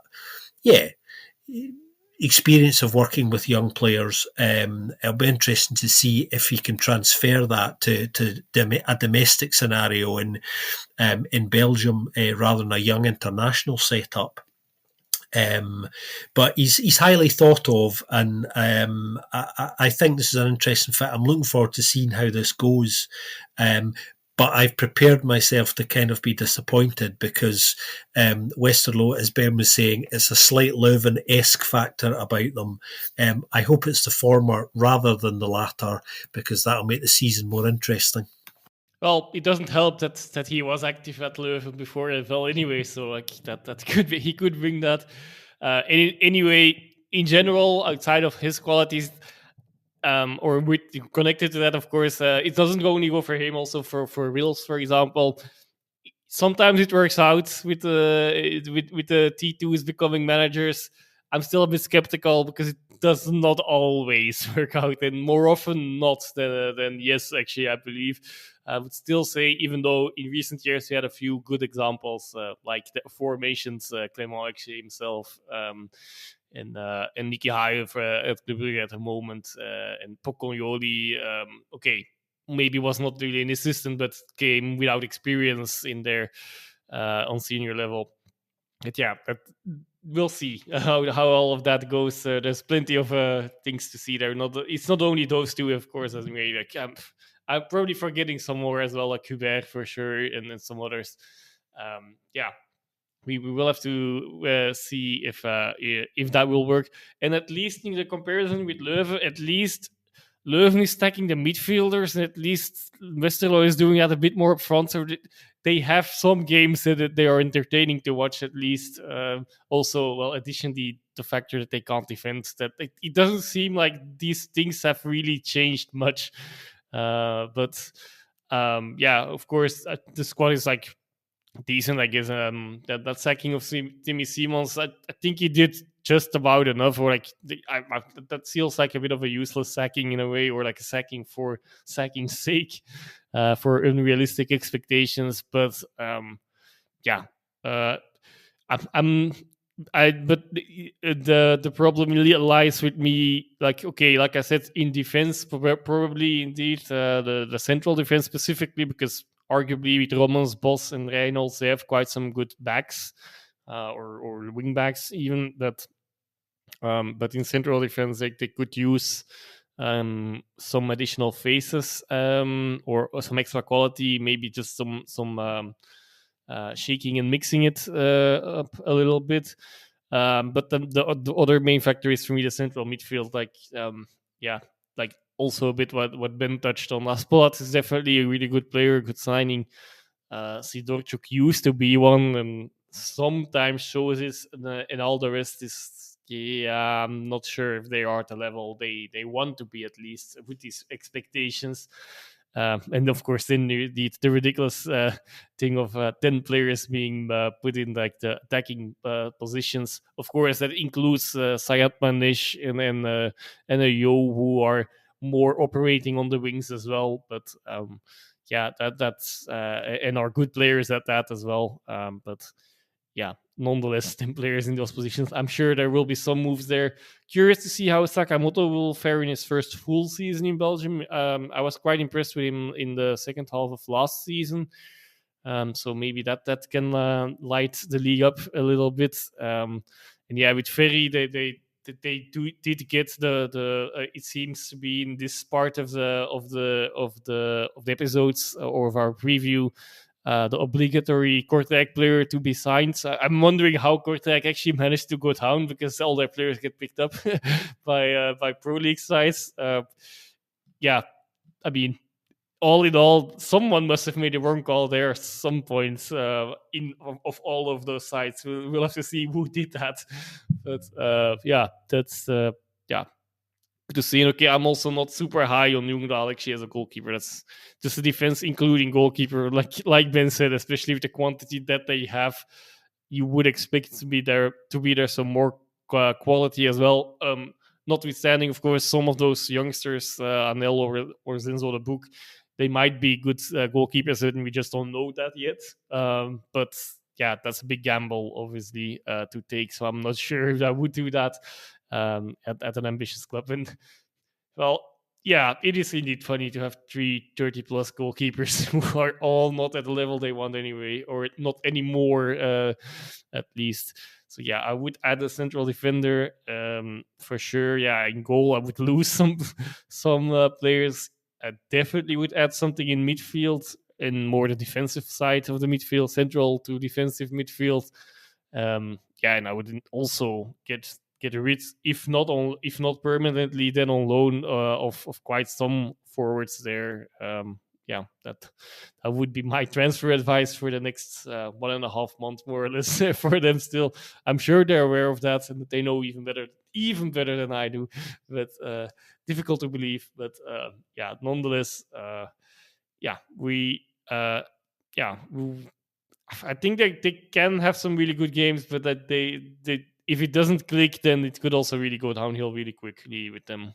So let's see which road it will take. Definitely. I feel like you've sparked something in my mind, and it's probably a conversation for another episode, not this one, about the route from the Vesselo Academy to the first team, and how it doesn't really exist since they've come back up. I've not seen them pick out a player from the academy that just sort of pops in there. So it's very much we buy players and we hope that they're going to be the young ones. And I mean, some clubs have to do that, and it's obviously Belgium's a small country. There's lots of big clubs with good academies, so it's quite difficult. But yeah, that's just a little nugget that's popped into my head that could be worth talking about in the future. Final team, we've made it to the final team to make up the Pro League, and it's welcome back to Zulte Waregem. They have got head coach Sven van den Broek in charge, and in terms of incoming transfers, Tobias Hedels made his loan move permanent from Rapid Vienna. Thomas Klaas, we already mentioned, he joins from Genk. Serho Ujka, Albanian attacking midfielder, comes in from KF Egnatia in Albania, so it's quite an interesting move. Another Victoria Köln player coming in, Enrique Lofolomo, defensive midfielder. Vilgrens Powergrain comes in from St. Bolton. Brent Gabriel comes in from Lokeren. A couple of players coming back in from their loan spells, but I'm not sure. Oh, they're not coming back until the end of the end of the summer leagues. So I'm not sure if Alion Ndor and Alain Gué will actually feature. Indoors, unlikely. I presume he'll probably be sold. Big kind of departure for them is Papa Demba Diop. He's gone to Strasbourg for a decent fee. Nicholas Roman's leaving as well. Interesting one. He's gone to Lommel. Dylan de Merchant has gone to Liège. A couple of players have gone back on loan, like Yusuf Shaluk, mine and Scott's favourite player, who I think we might have to just accept that we were wrong about him, Scott, and he's actually not cut out for the Pro League.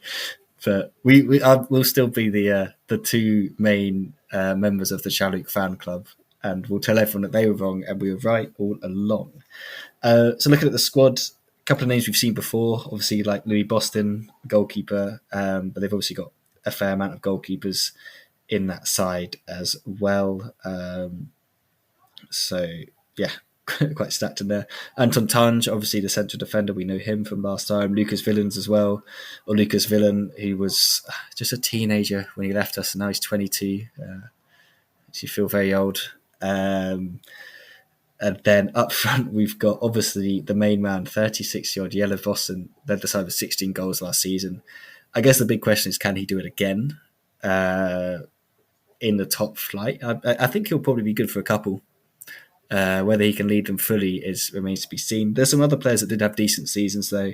Jeppe Ellenberg, the Danish winger, he got 6 goals and 5 assists. According to the stats I have in front of me, these might be wrong. And then there was also Stavros Gavriel, the Cypriot winger as well. On the opposite side, he got 7 goals and 6 assists. So decent numbers up front. I know that obviously we're talking about coaches moaning about work not being done, and Van den Broek was one of them. And I kind of do agree with him. I think it doesn't look like they're really tooling up. These aren't kind of signings that you'd think would be ones that they would make. Like, I think with RAAL it's different. You'd kind of expect them to be a little bit more left field with those, but Zulte Waregem, like they were an established Pro League side, you'd think they'd be able to kind of bring back in some more kind of established Pro League players who are probably and are available on the market. Like there are players out there on frees that you could probably bring in that would be decent squad players to kind of bulk out the team with a little bit more Pro League experience. But I'm pretty happy to see them back. I mean, their kind of history and their story is quite an interesting one for me from the outside, kind of how with Frankie Jurian and kind of taking this combination of sides, winning the cup and taking them like all the way into the Pro League for so many years. So yeah, it's good to see them back. I'm not sure how long they're going to be here for, though. I think that's the big question, because can you really rely on a 36-year-old Jelle Vossen to score the goals? Maybe, maybe not. But it's kind of one of those real uncertainties surrounding them at the moment. Couple of really interesting things about Zulte Waregem folks. They were the first side to come back for pre-season training by quite some distance as well. So I think they decided as a club, let's start early. Let's start all of our physical work and tactical preparation and everything early, which I think is a good thing. So I applaud them for that. And the other thing worth bearing in mind, because I think this might have an impact on the quiet recruitment up till now anyway, and it is still early, there's the caveat again.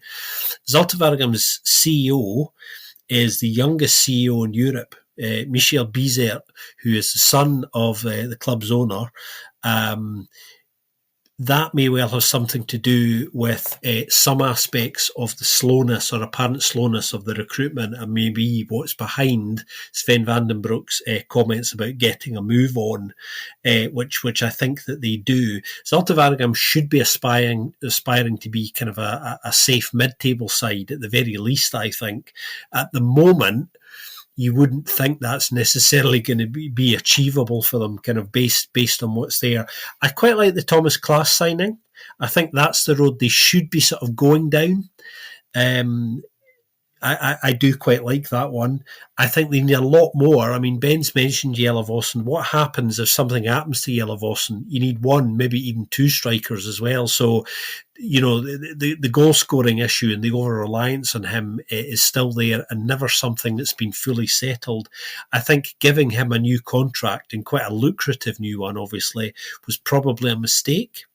A new contract maybe, but not necessarily as long as they did, because obviously, as Ben was highlighting as well, there are inevitable question marks of whether he can maintain the levels that he has set in the past.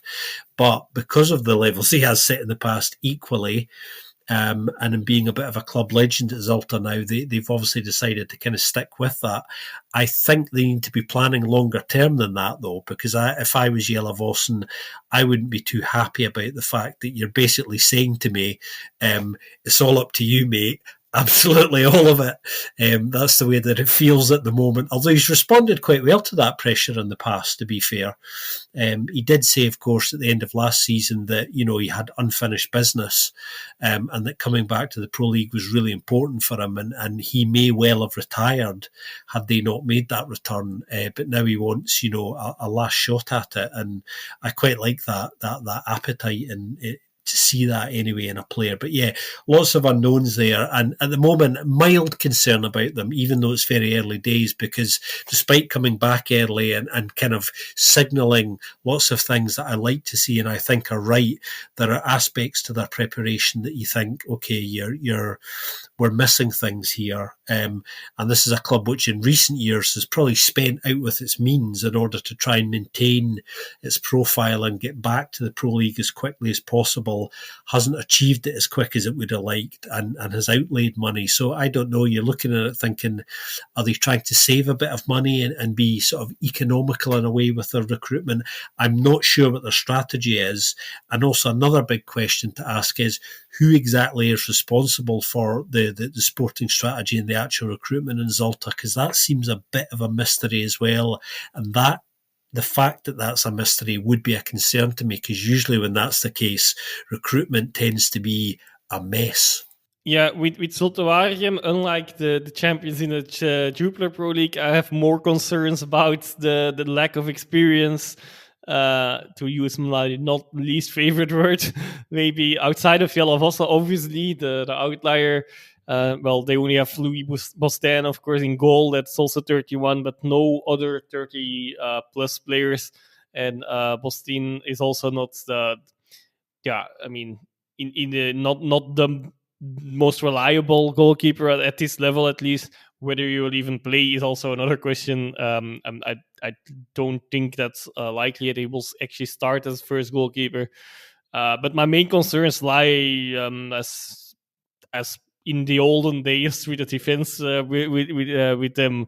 Willen, okay, hopefully he improved. I mean, obviously he must have done, but at that time he was not ready yet for Pro League football. About Tanga, I'm also not super convinced. And then you only have two other center backs, Leman and Labi.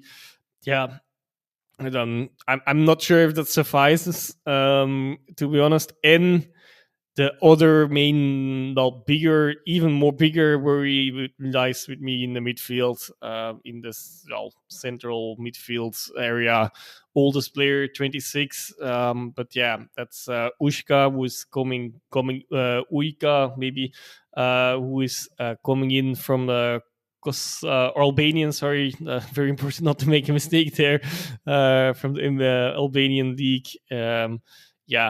So unproven at this level, and that's a very recent transfer as well. So we don't know how we will, if he will be ready for that start of the season immediately here. Klaas, of course, also is indeed an interesting one. He was really good in combination with Van der Perre 2 seasons ago in the Challenger Pro League. Last season, it was a bit more difficult for the whole side, obviously, at Young Genk. Still sad to see him go. I'm not sure if he would have made the level of Genk over time, and for himself, maybe it's a good step. It looks like, there's a big chance he will get some game time, especially in the beginning of the season, since I feel like there's more movement to be made, regardless of already bringing 3 players in for that for those positions. Up front, you already talked about it. Vossen is there, of course. Ben already touched on some other players that pitched in with goals in Challenger Pro League. Can they perform it at a higher level and bring those numbers is another question. Of course, one thing you guys both didn't really touch on, I guess, is Tobias Hedel as like the second striker that they central forwards they have, who scored 4 in only 10 games as well since coming in from Rapid Wien as well. So that those are good numbers. Yet again, of course, at Challenger Pro League level, so we will have to see if we can continue doing that. But I mean, if Vosse would not be at the level anymore, or be completely off the pace, or I mean, with aging, he might be more injury prone as well. I do think they have a good stand-in, but yeah, again, at this level, we will have to see. But I do indeed feel, regardless of that, the one striker extra, out-and-out striker, might not be a bad idea anyway. To support that and have some more competition around those areas too, as well. Yeah, but same worries actually as usual with them. Know a bit more of them, of their players than we know, than we, or at least I knew about the other promoted side, La Louvière. We started this episode with, but still as many question marks, I suppose. And yeah, I mean, again, maybe it's not terrible that many of those sites, maybe as a more concluding note so far, have not spent as much, since the format is what it is, and there's only, if it stays like it is, at least it's there will only potentially be one relegation this season, and yeah, that's even to be decided by a playoff. So there, if things are already very clear in winter, many sides might think differently as well. And obviously, there is still the remainder of this summer window to prevent any kind of worries. But financially, maybe this might be longer term a good step for some of those sides. Well, longer term, middle to longer term, because after next season, it's supposed to be different. We will see how we actually cannot ever look forward more than one season with the formats in Belgian football, I guess. But regardless of what eventually will be decided for now, but yeah, just maybe for financial reasons, it might not be too terrible. So many of the sites that have that are expected to be more in the lower regions have not spent as much money yet, as well. Yeah, because of the format that has been decided, and we'll see if that will stay and or will change in the next what is it, 3 days as of recording before the start of the season. So yeah, but Zulte Waregem, I do see them back in those lower regions with their current recruitment, regardless of how Jelle Vosse would be doing, or even some of the other strikers. I do fear lower on the field they are not well enough prepared yet. Yeah, would agree with that. And you were talking about strikers, and I was like, oh, I know a man that could come in and score some goals. And I was like, I wonder what he's doing these days. And sadly, Zeno Gano is not available, and he has just smashed 15 goals in 30 games for some Saudi second division side and gotten promoted. So, unfortunately, there'll be no Zeno Gano return to Zulte Waregem, which makes me very sad because that man scores goals. Yeah, no, I agree completely with you guys. I think they're going to be down there unless they can invest that Papa Demba Diop money wisely in maybe like turning him into 3 players, basically. But yeah, looking up Zeno Garner seems to have broken my laptop. They're like, what is this man doing? This is dodgy kind of searches on Google. No one's looking this man up. But yeah, we've done it. We have reached the end of all 16 teams in the Pro League. As we said, things are likely to change by the time we sit down to watch the games on Friday. This will come out before then, so you'll have been able to listen to us talk about all these teams. And obviously, when we get to the end of the window, we can talk kind of who we think has made kind of the signing of the season, early kind of signing of the season predictions, who we're more worried about, kind of what kind of is the full picture. Because I think, as we've said a couple of times already, we are like, lots of stuff is still in flux. A lot of teams aren't ready yet. A lot of teams have things to do still. So yeah, plenty of work still to be done. And I think we've kind of highlighted that over the last almost 4 hours of podcasting that we have put together this week for you. So I hope you've managed to get through it. I hope you've enjoyed it. Guys, it's been great to be back on the podcast. Is there anything else you want to add quickly before I jump off and hope that England can turn things around against Italy in the Euro semi-finals? Let battle commence. I'm ready. At least someone is. No, we all are very ready, definitely. And yeah, I mean, I'm starting to look forward. I didn't feel it before these recordings. So if anything, it brought me that feeling, okay, let's indeed, let's start, let's go off again and enjoy a season of hopefully good football in well, a lot of entertainment that we don't even need to reassure. We get that anyway, on and off the pitch, on the Belgian, in Belgium, around the Belgian stadiums, let's good luck to all the teams involved. Do the diplomatic thing there as well, and may the best one win. Agreed. Hopefully more on-field entertainment than off-field, but as you said, we will be here every week to talk about all the entertainment on and off the pitch throughout the season. So hopefully you will join us for future episodes. If you've enjoyed what we've done with the previews, please do leave us a review on your podcast app of choice. If you've been here for a while and you want to give more than a review, or you've already given us a review, please do consider donating to our Buy Me a Coffee site. I will put the link in the show notes. Otherwise, you can find it on our social media accounts as well. Yeah, enjoy the matches on Friday. If you're in the UK, enjoy being able to watch them in a nice and kind of non-grainy picture. I certainly can't wait. And we'll be back next week to review match day 1. Thank you very much for listening.